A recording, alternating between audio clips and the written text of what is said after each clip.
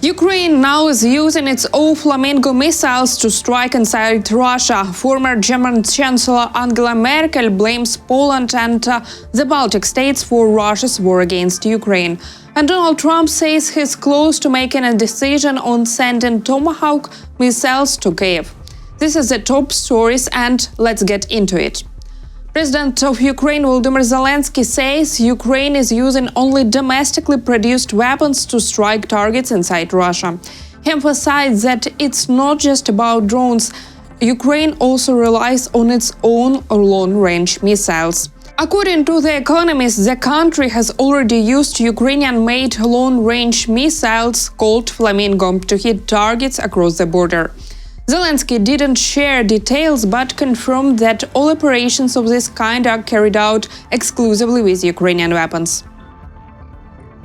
The main thing to understand is that in recent days, Ukraine has been using exclusively Ukrainian-made products, not just drones. And from those hits, I think people can understand from the facts on social media where drones are being used and where they are not. And I would like to thank not only the soldiers, but also the manufacturers who have taken the appropriate steps. We expect greater opportunities, but they depend on financial capabilities. Zelensky said that by 2026, Ukraine could be capable of producing up to $35 billion worth of missiles and drones. Part of the funding for these long-range weapons may come from bilateral agreements with more than 30 partner countries. He also mentioned that during the European Political Community Summit, there was a positive reaction from European leaders to the idea of using frozen Russian assets to support Ukraine's defense industry. Zelensky stressed that air defense systems remain the top priority for the country. The Economist reported, without naming specific sources, that Ukraine has begun using its domestically made Flamingo missiles to strike targets inside Russia. The magazine says current production is about 2 to 3 missiles a day and that output could rise to 7 a day by the end of October. The Economist warns that if Flamingo proves capable of penetrating Russian air defenses, it would elevate Ukraine's deep strike campaign to a markedly more destructive level. The decision is almost done. President Donald Trump commented on the possibility of sending American long-range Tomahawk missiles to Ukraine. He made the remarks while speaking with media at the White House, adding that he would first like to know exactly how the missiles would be used. Pretty much, if you consider, I think I want to find out what they're doing with them. Where are they sending them, I guess. I'd have to ask that question. That war should never have started, would have never started. Such bad judgment was used there. I think on both sides, by the way. But nobody looks good with the war with Russia and Ukraine. Nobody. It's been a horrible. Last month, U.S. Vice President J.D. Vance said Washington is considering Ukraine's request for long-range Tomahawk missiles, which could strike deep into Russia, including Moscow. For now, it remains unclear whether a final decision has been made. Recently, President of Russia Vladimir Putin warned that U.S. plans to supply Ukraine with such missiles would destroy Moscow's relations with Washington. Former German Chancellor Angela Merkel hinted that Poland and the Baltic states share some responsibility for Putin's aggression. According to her, these countries blocked direct contacts with Vladimir Putin, which ultimately contributed to the events that led to Russia's full-scale invasion of Ukraine. Merkel made these remarks in an interview with the Hungarian project Partizan. She also spoke about the Minsk agreement, which she helped negotiate in 2015. She said the agreements brought some calm between 2015 and 2021, giving Ukraine the chance to regroup and become a different country. In June 2021, I felt that Putin was no longer taking the Minsk agreement seriously, so I wanted to start a new format in which we, as the European Union, could talk directly to Putin. Some people did not support this. First and foremost, it was the Baltic states, but Poland also objected. In any case, it didn't happen. Then I left office, and that's when Putin's aggression began.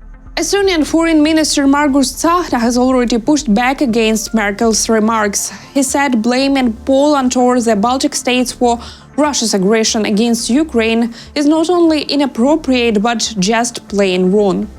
Tsahkna added that much of the West ignored warning signs even after Kremlin leader Vladimir Putin openly expressed his anti-Western views and nostalgia for the Soviet Union in his 2007 Munich speech.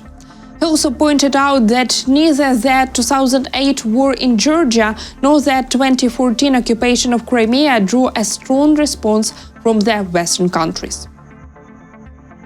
Suggesting that the Baltics or Poland are to blame for Russia's aggression against Ukraine is not only impertinent, but simply wrong. The real cause is Putin's refusal to accept the USSR's collapse and the West's past appeasement while ignoring clear warning signs.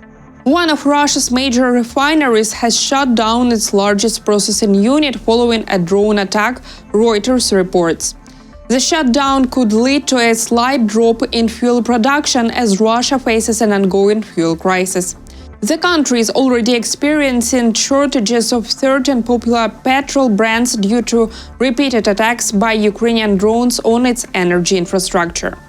Russia's Kyiv refinery, one of the country's largest, shut down its primary oil processing unit, CDU-6, its most powerful, following a drone attack and a fire on October 4th. Sources say the CDU-6 unit has a capacity of 8 million tons per year, or about 160,000 barrels per day, roughly 40% of the refinery's total processing capacity.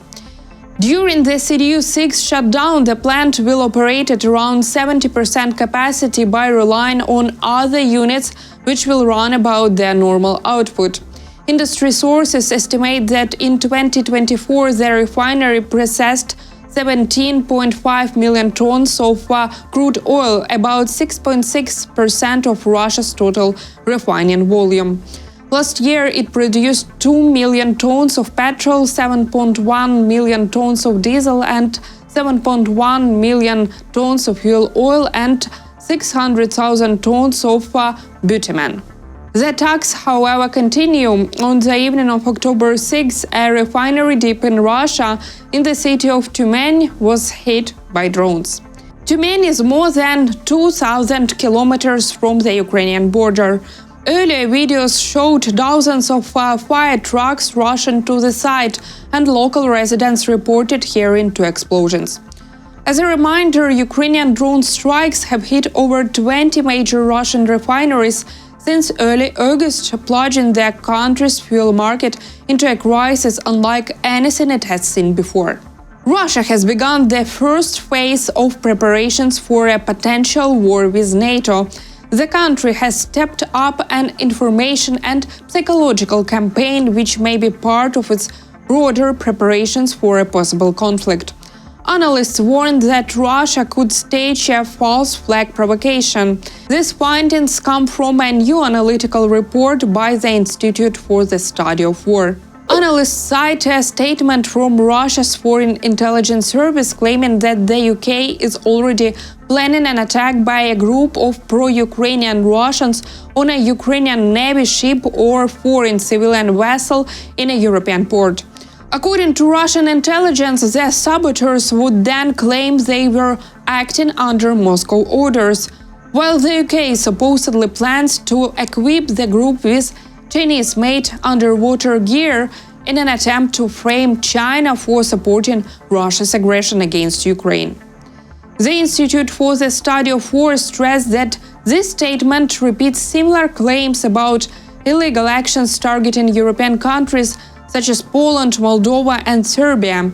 In recent weeks, these kind of statements have become more frequent, forming what analysts describe as a new coordinated pattern of activity. Russia has dramatically increased these attacks on NATO states in recent weeks, since fall 2025, most notably with the drone incursions into NATO airspace. This pattern of organized activity suggests that Russia has entered the first phase of preparations, Phase 0, to move to a higher level of war than the one Russia is currently engaged in, such as a future NATO-Russia war. So far, analysts has not concluded whether the Kremlin has made a decision to start a high-level war or when such a conflict might occur.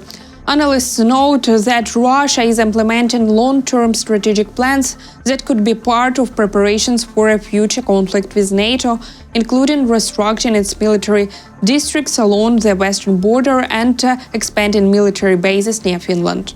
At the same time, according to the report, there is no signals that Moscow is actively preparing for immediate confrontation with NATO countries. The report emphasized that by making claims about false flag operations, Moscow aims to spread fear among Europeans, undermine NATO unity and weaken support for Ukraine. That's it for now. If you like this video, please subscribe to our channel and leave your comments below.